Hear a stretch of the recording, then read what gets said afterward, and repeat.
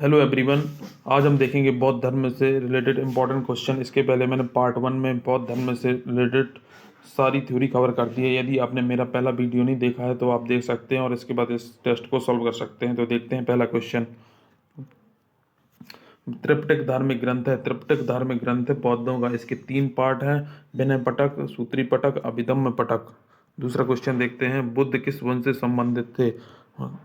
बुद्ध शाक्य वंश से संबंधित थे और इनके पिता शुद्धोधन जो शाक्यगढ़ के मुखिया थे। अगला क्वेश्चन देखते हैं। गौतम बुद्ध का जन्म स्थान। गौतम बुद्ध का जन्म स्थान लुम्बिनी है।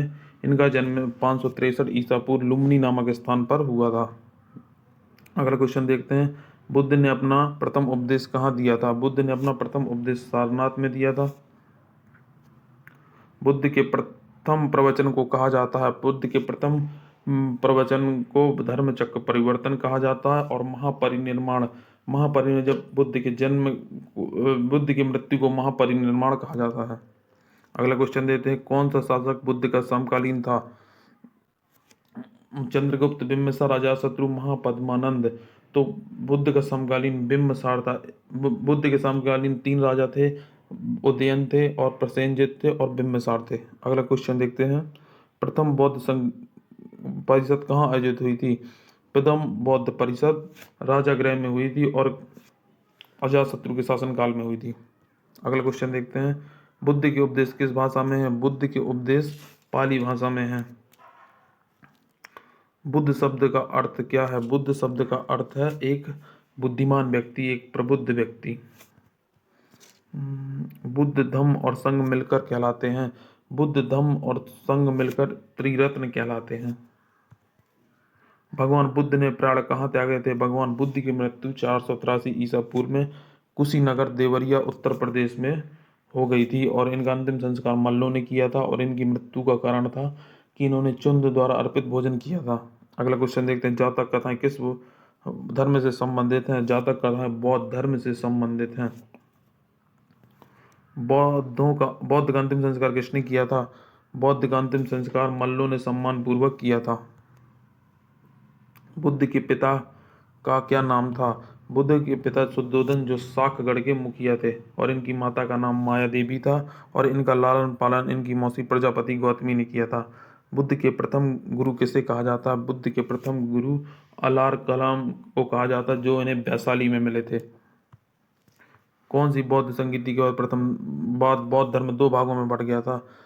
चतुर्थ बौद्ध संगीति के बाद बौद्ध धर्म हीनयान और महायान 2 भागों में बंट गया था। बुद्ध ने कितने वर्ष तपस्या की थी? बुद्ध ने 29 वर्ष की अवस्था में गृह त्याग कर दिया था और 35 वर्ष की अवस्था में निरंजना नदी के किनारे 6 वर्ष की कठिन तपस्या के बाद उन्हें ज्ञान की प्राप्ति हुई थी। बुद्ध को ज्ञान कितने वर्ष में प्राप्त हुआ था? बुद्ध को ज्ञान 35 वर्ष की अवस्था में प्राप्त हुआ था।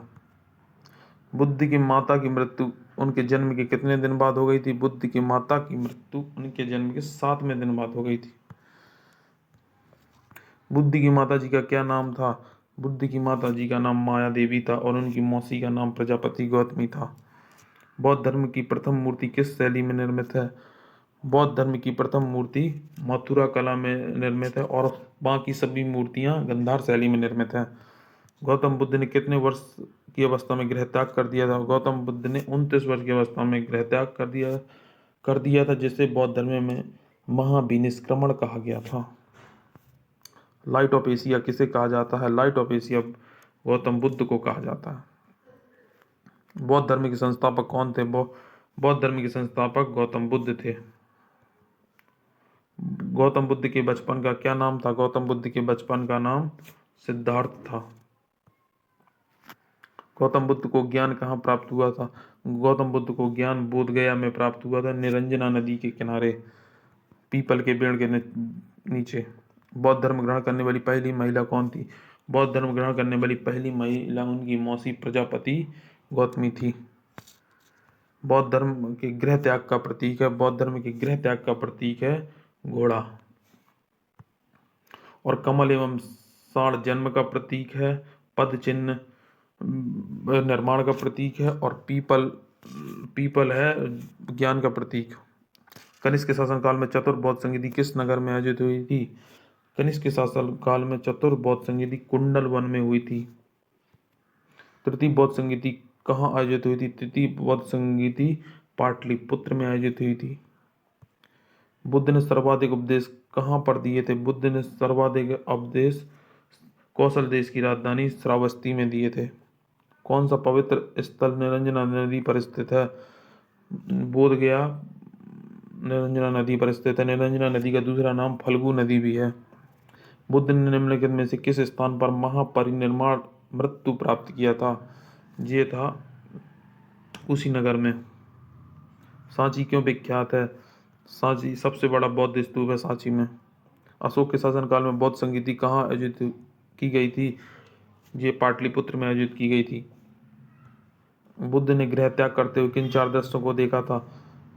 उनका क्रम है, बुद्ध ने गृह त्याग करते हुए पहले बूढ़ा व्यक्ति, फिर एक बीमार व्यक्ति, फिर एक डेड बॉडी और एक सन्यासी को देखा था। पहला, बुद्ध के गृह त्याग का प्रतीक है।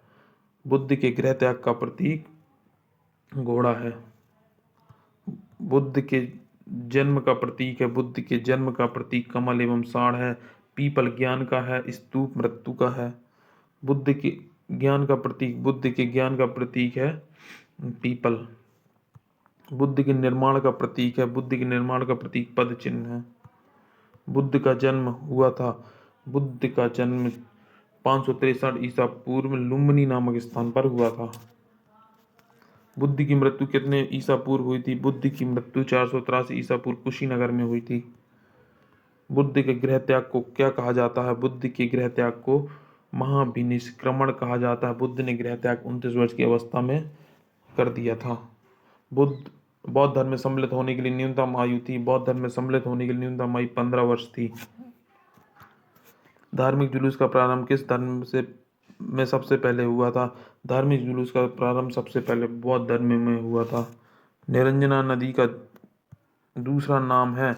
निरंजना नदी का दूसरा नाम फल्गु नदी है। विश्व दुख से भरा है का सिद्धांत बुद्ध ने लिया है। उपसंपदा से लिया, त्रिपिटक से लिया, उपनिषद से लिया, निर्माण से लिया है। विश्व दुख से भरा का सिद्धांत बुद्ध ने उपनिषद से लिया है। कल अशोक के शासनकाल में कौन सी बौद्ध संगीति हुई थी? 383 ईसा पूर्व में हुई थी दूसरी कल अशोक के शासनकाल में। बौद्ध धर्म के प्रचार के लिए जिन्होंने संन्यास ग्रहण किया था उन्हें क्या कहा जाता है? बौद्ध धर्म के प्रचार के लिए जिन्होंने संन्यास ग्रहण किया था उन्हें भिक्षुक कहा जाता है।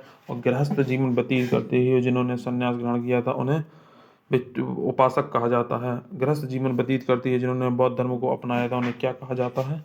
तो उन्हें उपासक कहा जाता है। तो फ्रेंड्स, ये सारे क्वेश्चन थे। यदि आपको ये मेरा वीडियो अच्छा लगा है तो चैनल को सब्सक्राइब करें, वीडियो को लाइक करें और अपने दोस्तों के साथ शेयर करें। धन्यवाद। जय हिंद दोस्तों।